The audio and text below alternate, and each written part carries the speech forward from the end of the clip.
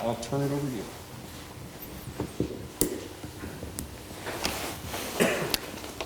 Yeah, it was a humbling but really rewarding experience to meet the Shabiu family, the parents at least anyway. I think there are 5 siblings, none of whom were there.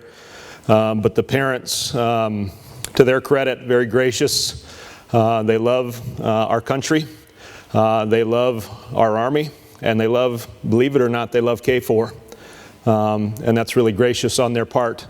And something that really stuck out to me at that event, just aside from Mr. Shabiu's really gracious hospitality and words and welcoming us to that really sacred place, the gravesite of their daughter. One of the things on Marita Shabiu's headstone, gravestone, was an American flag. An American flag. I saw that and I couldn't even hardly believe it. It speaks to their honor and their integrity in spite of unbelievable evil, cruel injustice and crime committed against their daughter and their family. So I know that's a somber topic to begin with, but one that I think fits with our discussion on the Army values, in particular honor and integrity as well. So hey, thanks for coming out tonight on a cold, snowy night. I'm going to try to speed things along here tonight and get everybody on the road and get you home. Being it's not so nice out there, those of us from Iowa, Michigan, perhaps Delaware, Washington, we're starting to feel right at home in January. I was hoping we'd get by without a lot of the white stuff. But anyway, so I'm going to push through this pretty quickly tonight. Some of it's review. I'm going to decrease some of your participation and just speed this along and get everybody out of here. Next slide, please. Just, sorry, Sergeant Fells, you want to, next slide for me? You know, advance for me?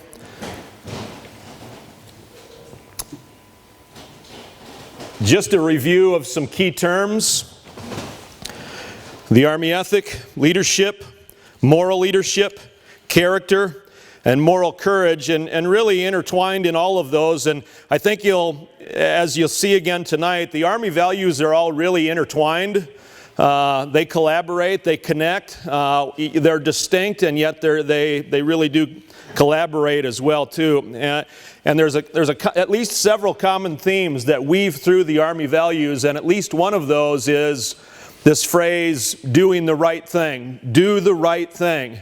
Do the right thing. Right before I went to Chow, before coming over here, and maybe some of you did as well, if you knew it was happening, I watched the Adjutant General of Iowa, Major General Correll. I watched his State of the Guard address in the Iowa Capitol in Des Moines, about 30 minutes from 1700 to 1730. And I heard that phrase in his address. Our Iowa National Guardsmen will do the right thing, that he's committed to make sure that we always do the right thing. And so that's a theme that weaves through certainly these Army values. Next slide, please. I don't know if you've read these letters or not. They've both been published and released in recent days. You probably all received at least one of them. Probably I received the one on the left late Tuesday night. I don't think I received the one on the right via email, but the letter on the left is a memorandum for the Joint Force, a message to the Joint Force from the Joint Chiefs of Staff. The letter on the right, similar, comes from senior Army leadership. Chief of Staff, Sergeant Major of the Army, and Secretary of the Army. Both of these having to do with events in our nation's capital in the last week, which really was a culmination of a whole lot of events leading up to events of the last week. And I don't intend to get political here, but I think the messages coming from senior military and Army leadership are really important for us to hear and embrace and live out in practice. And so if you haven't read these yet, I'm going to share them with you. If you have, I apologize. First, the letter on the left from the Joint Chiefs of Staff.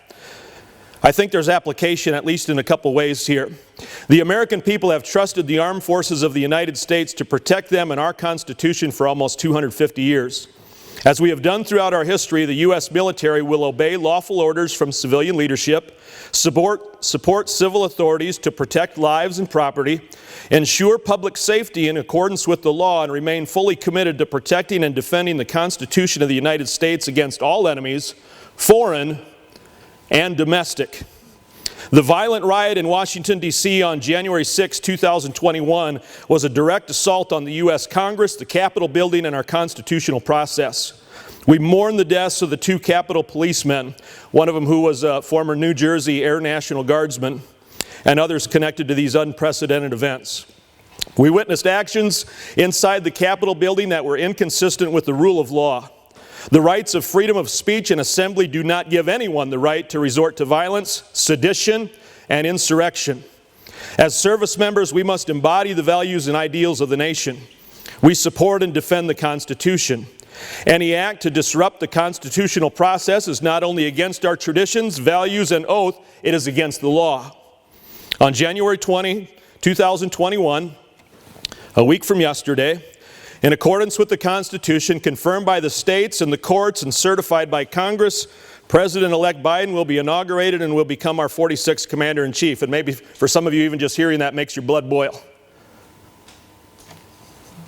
To our men and women deployed and at home, safeguarding our country, stay ready, keep your eyes on the horizon, and remain focused on the mission. We honor your continued service and defense of every American. And then the letter on the right from our senior Army leadership, similar, a little bit shorter. Dear soldiers, civilians, family members, and soldiers for life. The violent riot at the Capitol building in Washington, D.C. on January 6, 2021 was an attack on the U.S. Congress and our constitutional democracy.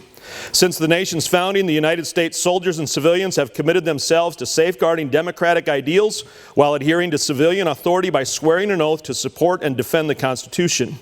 We defend the rights of every American, and we protect the roles of our institutions of democracy. We remind all soldiers and civilians to uphold the Army's apolitical standards. Democratic elections are a constitutional right, and the military has no role in determining their outcome. The nation expects all members of the United States Army to follow the law and do the right things the right way, whether we are in or out of uniform. To maintain the sacred trust of the American people, it is important that all those who represent the Army in any capacity remain models of professionalism, character, and integrity. The Army is steadfast in its role to defend our nation, and our National Guard soldiers continue their mission to support local law enforcement security efforts. We want to thank you for your commitment to the Army values as we remain stewards of our profession during these challenging times.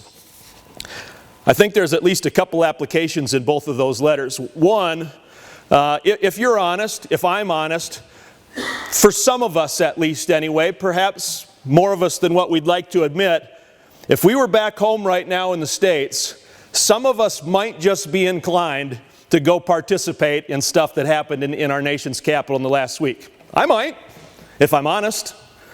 And there's a real fuzzy fine line there that can quickly and easily be crossed. I don't know if you saw or not, but there was a retired Air Force colonel that was spotted and confirmed inside the Senate building in our nation's capital.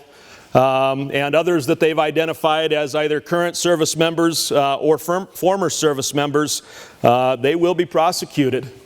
And so I don't say this to get political, I don't, but I think there's some lessons to learn here that even when tension is really, really high and we're really, really invested in a political process or in our political party, we've got to keep ourselves in check in accordance with the Army values.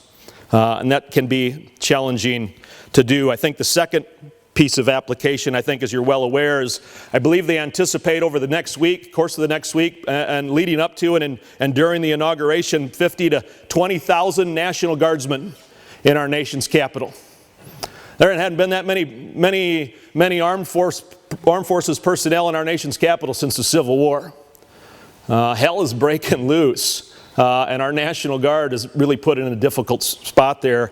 Personally, I'm really glad to be here in Kosovo and not on duty there.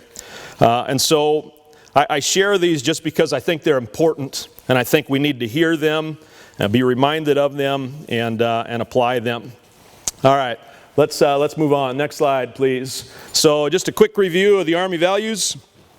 They are part of and inherent to moral principles of the Army ethic. They're the baseline core foundation of every soldier. They define soldiers, who they are, what they do, what they stand for. They drive soldiers internally and externally, at home and work, in peace and war. Are the Army values your baseline, your core, your foundation? Do they define you and drive you? All right, tonight we're looking at honor and integrity. Next slide, please. Honor. Live up to the Army values. Live honorably, in line with the Army values. It sets an example for every member of the organization and contributes to an organization's positive climate and morale.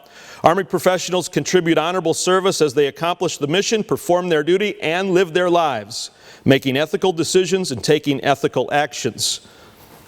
Living by and upholding the Army ethic means that its moral principles are woven through all facets of Army life. Looking at ADP 6-22, Army Leadership and the Profession, in its commentary on the 7 Army values, following honor and integrity, ADP 6-22 had stories of 2 Medal of Honor winners. Now, the likelihood of any of us here ever being a Medal of Honor recipient is probably slim to none. Not that it's impossible, but very unlikely. And yet, in these examples, they are really good examples of the Army values.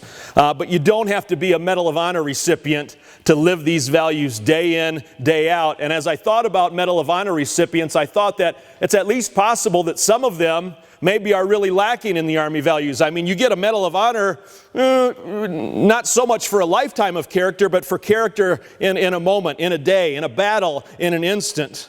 And maybe I wonder if there are living Medal of Honor winners that are perhaps lacking some in the Army values, in the very things that got them their Medal of Honor. But these are good examples nonetheless. I'll share 2 of them with you. The first is, next slide please, Sergeant David Bleak. Both of these examples are deceased. They've passed in the last decade or so, and the pictures of them are as older men. This is the citation for Sergeant David Bleak, his Medal of Honor citation. It goes like this. Sergeant Bleak, a member of the medical company, distinguished himself by conspicuous gallantry and indomitable courage above and beyond the call of duty in action against the enemy. As a medical aid man, he volunteered to accompany a reconnaissance patrol committed to engage the enemy and capture a prisoner for interrogation. This is Korean War, by the way. Forging up the rugged slope of the key terrain, the group was subjected to intense automatic weapons and small arms fire and suffered several casualties. After administering to the wounded, he continued to advance with the patrol. Nearing the military crest of the hill, while attempting to cross the fire-swept area to attend the wounded, he came under hostile fire from a small group of the enemy concealed in a trench. Entering the trench, he closed with the enemy, killed 2 with his bare hands and a 3rd with his trench knife. Moving from the emplacement, he saw a concussion grenade fall in front of a companion and quickly shifting his position, shielded the man from the impact of the blast. Later, while ministering to the wounded, he was struck by a hostile bullet, but despite the wound, he undertook to evacuate a wounded comrade. As he moved down the hill with his heavy burden, he was attacked by 2 enemy soldiers with fixed bayonets. Closing with the aggressors, he grabbed them, smacked their heads together, then carried his helpless comrade down the hill to safety. Sergeant Bleak's dauntless courage and intrepid actions reflect utmost credit upon himself and are in keeping with the honored traditions of military service. Honor. Living up to the Army values. No matter the cost, no matter the risk, doing what you're called to do. Next slide, please. Integrity. Here's that catchphrase again. Do what's right, legally and morally. Integrity means honesty, uprightness, the avoidance of deception, and steadfast adherence to standards of behavior. Leaders of integrity consistently follow honorable principles. The Army relies on leaders who are honest in word and deed. Leaders of integrity do the right thing because their character permits nothing less. To instill the Army values in others, leaders must demonstrate them. Next slide, please. Another Medal of Honor winner. I don't know if you can see it in the picture, the slide, as an old man, but Iowa. I didn't actually notice that. Are you sure? Yeah. You're saying he's from Shenandoah, Iowa? Yeah. I don't think he is. Is he lieutenant? He is. Shenandoah, Iowa. Remember the commander's training that we had over at him up there? He graduated high school from there. Okay. Yeah. Some of the stuff I saw was from Wyoming. I'll have to go back and look. You're saying he was from Shenandoah, Iowa. Yeah, there's a plaque right outside the courthouse. Okay, outstanding. And the sergeant major with his hands in his pocket.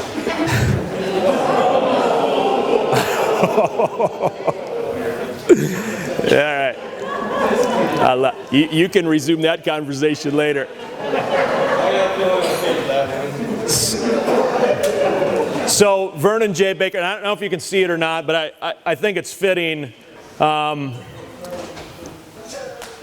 He's a black man, an African American, and as I read his citation for his Medal of Honor that he received decades later after his actions in 1945, I thought to myself, whether he's from Iowa or I thought I saw Wyoming, maybe that's where he spent much of his adult life after the war. But either way, I can only imagine that he had experienced at least some element of racism before the war, during his time in the war, in the service, and certainly probably after the war as well, perhaps to some degree throughout much of his life. And I just thought that was really fitting, that this was an example of integrity in ADP 6-22, as I read his citation come in just a few days before Martin Luther King Jr. Day next week, Monday. This is Vernon J. Baker's citation for his Medal of Honor in action in World War II. I believe he received this thing in the last decade or so, decades later. For conspicuous gallantry and intrepidity at the risk of his life above and beyond the call of duty, First Lieutenant Vernon J. Baker distinguished himself by extraordinary heroism in action on 5 and 6 April 1945. At 0500 hours on 5 April 1945, Lieutenant Baker advanced at the head of his weapons platoon, along with Charlie Company's 3 rifle platoons toward their objective Castle Aganolfi, a German mountain strong point on the high ground just east of the coastal highway and about 2 miles from the 370th Infantry Regiment's line of departure. Moving more rapidly than the rest of the company, Lieutenant Baker and about 25 men reached the south side of a draw some 250 yards from the castle within 2 hours. In reconnoitering for a suitable position to set up a machine gun, Lieutenant Baker observed 2 cylindrical objects pointing out of a slit in a mount at the edge of a hill. Crawling up and under the opening, he stuck his M1 into the slit and emptied the clip, killing the observation post 2 occupants. Moving to another position in the same area, Lieutenant Baker stumbled upon a well-camouflaged machine gun nest, the crew of which was eating breakfast. He shot and killed both enemy soldiers. After Captain John F. Runyon, Charlie Company's commander, joined the group, a German soldier appeared from the draw, hurled a grenade which failed to explode. Lieutenant Baker shot the enemy soldier twice as he tried to flee. Lieutenant Baker then went down into the draw alone. There he blasted open the concealed entrance of another dugout with a hand grenade, shot 1 German soldier who emerged after the explosion, tossed another hand grenade into the dugout, and entered firing his submachine gun, killing 2 more Germans. As Lieutenant Baker climbed back out of the draw, enemy machine gun and mortar fire began to inflict heavy casualties among the group of 25 soldiers, killing or wounded about 2/3 of them. When expected reinforcements did not arrive, Captain Runyon ordered a withdrawal in 2 groups. Lieutenant Baker volunteered to cover the withdrawal of the first group, which consisted mostly of walking wounded, and to remain to assist in the evacuation of the more seriously wounded. During the second group's withdrawal, Lieutenant Baker, supported by covering fire from one of his platoon members, destroyed 2 machine gun positions previously bypassed during the assault with hand grenades. In all, Lieutenant Baker accounted for 9 enemy dead soldiers, elimination of 3 machine gun positions, an observation post, and a dugout. On the following night, Lieutenant Baker voluntarily led a battalion advance through enemy minefields and heavy fire toward the division objective. Lieutenant Baker's fighting spirit and daring leadership were an inspiration to his men and exemplify the highest traditions of the military service.